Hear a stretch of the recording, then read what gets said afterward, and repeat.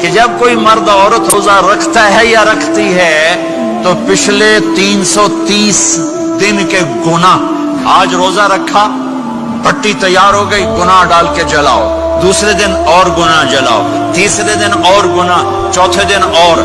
30ویں دن سارے گناہوں کو اللہ تعالیٰ جلا کے راکھ کر کے ایمان والے مرد عورت کو پاک کر کے صاف کر کے آخری رات کہتا ہے جاؤ بخشے بخشائے چلے جاؤ،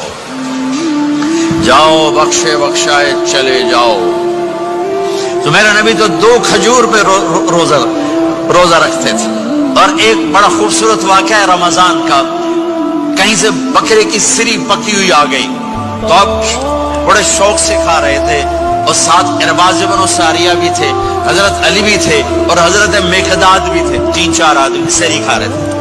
بلال رضی اللہ تعالیٰ عنہ آئے کہ یا